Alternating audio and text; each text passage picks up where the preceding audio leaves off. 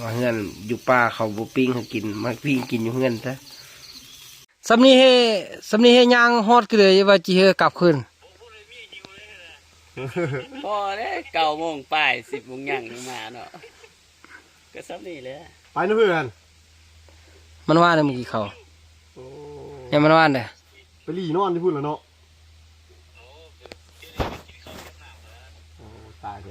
เขาป่ากันมานี่นะนี่ในพานเนี่ยไปปานตัวพานนายหมูนายพานหมูคันหมูลึงครับมึงมานี่กูว่าเทมอนคันมึงมานี่กันหมูป้าใครระบบหมูลึงมันนี่หักเวียกพักงานละเข้าป่าละเสียผู้น่ะจัด2 บอกเลยมันนี่นะ2 กระบอกเลยโอ้สุดยอดแล้วให้ตายแล้วสวัสดีโอ้หักออกล่มเทบาเลยบะเลแล้วมันเกินกิโลนึงมันบ่มาแล้วบะเลน่ะกิโลฮอดบ่2 กิโลประมาณนั่นแหละ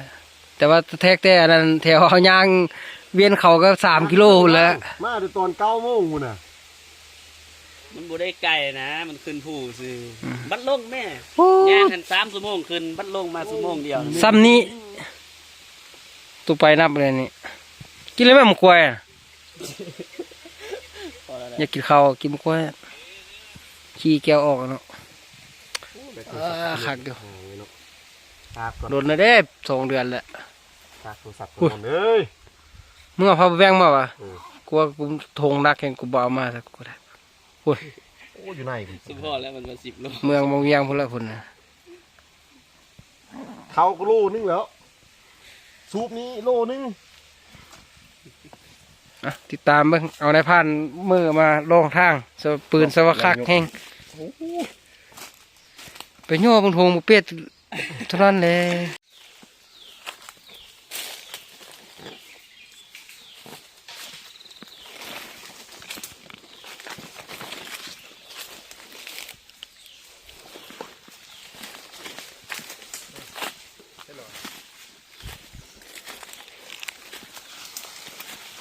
ว้าวลองดูบาดแรกเนาะแหกมาแล้วเยอะเพิ่งนึงพุ่นน่ะเวียงไว้ฟ้าหนิงมันหักบินไว้โพดนกนี่นะตื่นน้อยนึงก็หนีหมดฮะเห็นแต่เครื่องหัวเอาไปเลี้ยงเอาไปแบบหอมจับบอกงามเฮ้ของแท้โอ้เปิดคอยเปิดตัวนึงไงเชี่ยวเปิดเสด็จเจ้า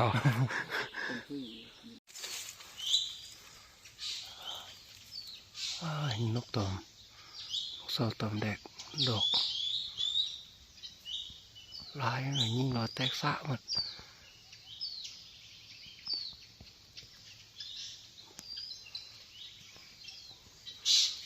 ดอกนี้ไม่ละเจ้าละ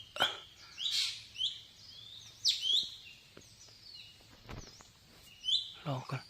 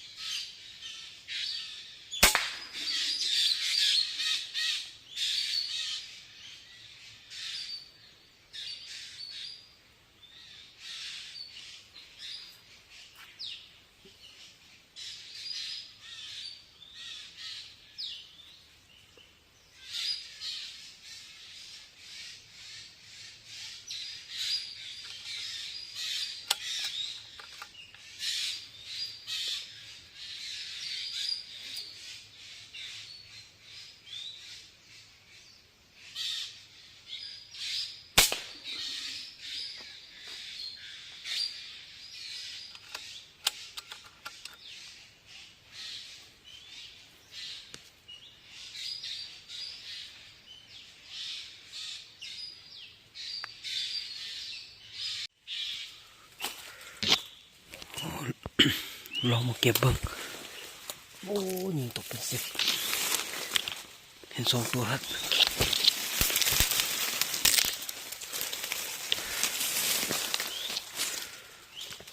พอดูแล้วไม่ได้กินด้วยนะนี่มันมีคนเก็บอ่ะ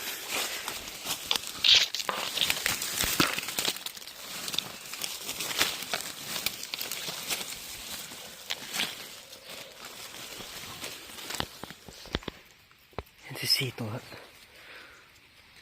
ตัวผู้ตายดีเองสมบูรณ์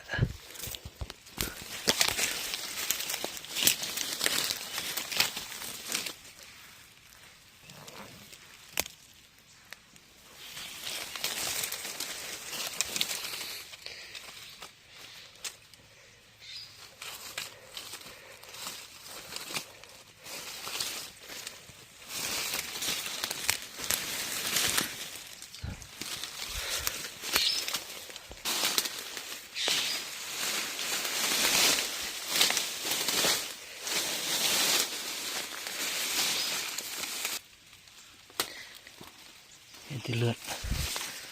ไม่เห็นตัว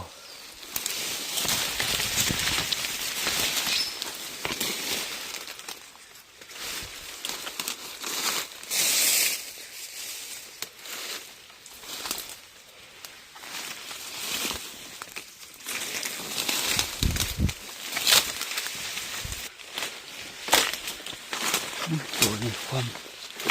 ตายยาก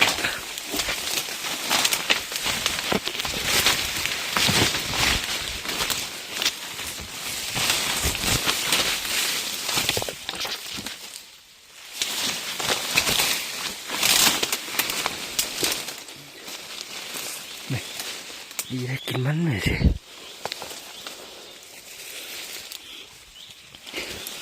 ตัวเธอพอดี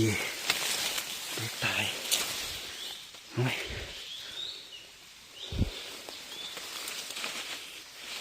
7-8 ตัวตกไปเป็นตัวตายไปนั่นคือพอดี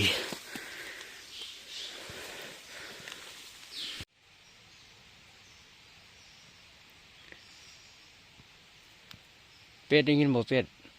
ตอบเลยไหมก็ยิ่งตัวนกตกหลายมันไปซอกบ่เห็นนะ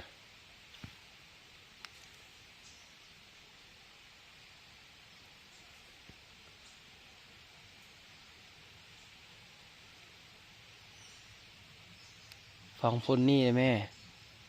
เราเอ็นเดี๋ยวเราให้พูดยิงเอาแถวอ่ะ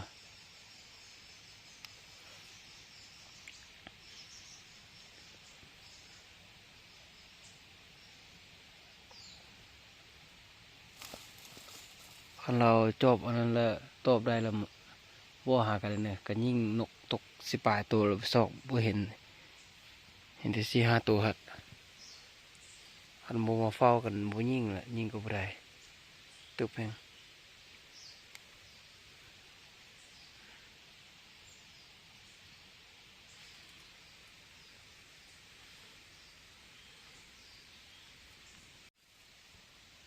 ตุกกะเล่นหน่อยมาเลยอย่าจวน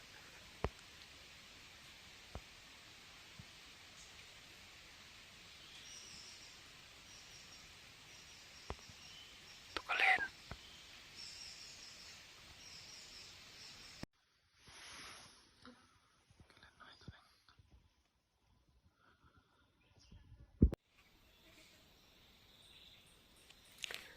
อ๋อยิงนกแซวตบดอกมดเสา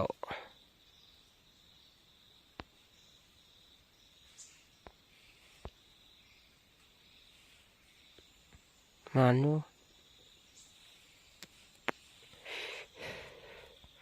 ซกยิงจะ11 โมง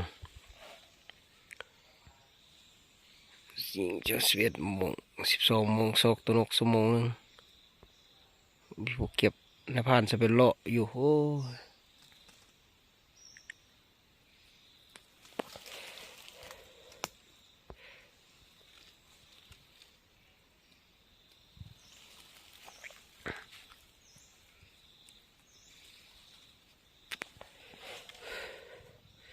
วัดแห้ง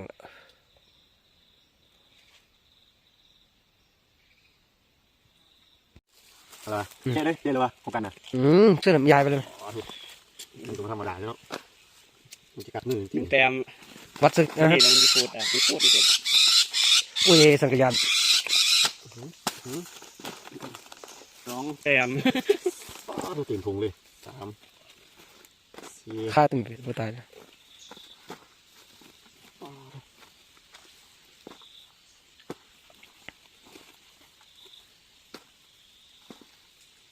เป็ดยายดูเป็ดยายดู เท่าไหร่หรอ 11 2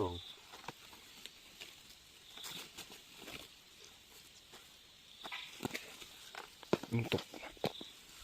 อ้อยตัวเนี้ยยิงตกมากกูยิงอินอยู่หันโดนบนนี่บ้าโอ้ถือว่าก็ได้อยุ่สิเนาะ 21 บุพลาดหลายสินะถือว่าโชคได้หลายอยู่ 2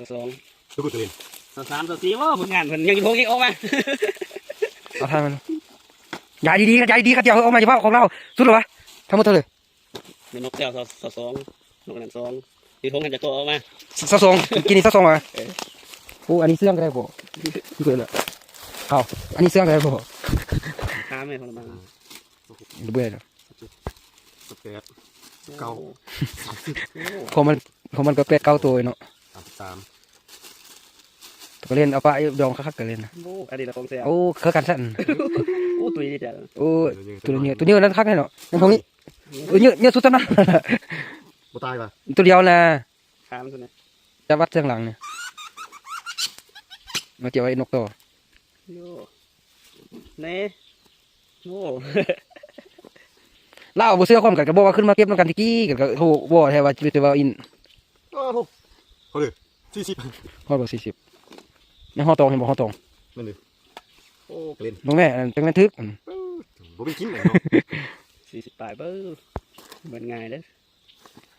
ลองทางลองไง แฮกมันเนาะ ตำเป๊ก ประสบการณ์ยังบ่ทันหลาย ยิ่งแล้วมันแตกแล้วดูมันมาเศร้าถึง2 3 ผ่านเป็ดเช็คดูเช็คดีๆดูเอาแถวนี้มาก่อนเอา 2 4 6 8 10 12 14 16 8 9 22 24 26 28เทียมซับ32 34 36 38 38 40 40มันนี่แหละ 44อันนี้ของแท้นี่นะ อันนั้นของแท้อันนั้นละตัวหอกเตียนก็ได้นะ ตัวหอก บอกตัวจรมาบ่ยิงก็เล่น ส่วนจริงมันนี่ถ้าตัวนี้พายมันจะยิ่งมันไปก็เลยก็ ตัวนี้4ตัวกับตัวหอกตัวนึงหอกดิกตัวนึงกับโซเชียตัวนี่แหละเดี๋ยวได้น้อยนาทีเลยวะ มันนี่นะ จบทริป1 คืนเนาะมาเมื่อวานยังบ่ได้ยิงกันเลยเนาะได้นกตัวเดียวเนาะว่าบ่ได้ยิงกันหมดคำพอดนั่นยิงเศร้าหนึ่งได้2 คนได้40 ตัว ยุกก็ให้คือที่เอเนาะมันมีมาให้เนาะตัวนี้เนาะมันก็กินว่ะ ให้ก็ เมื่อวานนี้สอบเห็นตัวหนึ่งตัวโกมันเห็นบบอนกูทางลงไปดิ กกนั่นแหละมันตกนั่นแหละสอบยังตาย ตัวก็เล่นทำไม มันกูทางลงทั้ง À. Đây là phun là nó ót phun là nó gì nó. Lo làวันนี้รอดหรอวะ Rót. แต่ผ่านมือซะ มึงตาย เพลงนางโพคิง จบคลิปจบบริบูรณ์ผู้ใดบอกว่าแซ่บฟังแต่เสียงมันตกแสบมาเฮือนอยู่ป่าเขาบ่ปิ้งให้กินมาปิ้งกินอยู่เฮือนซะ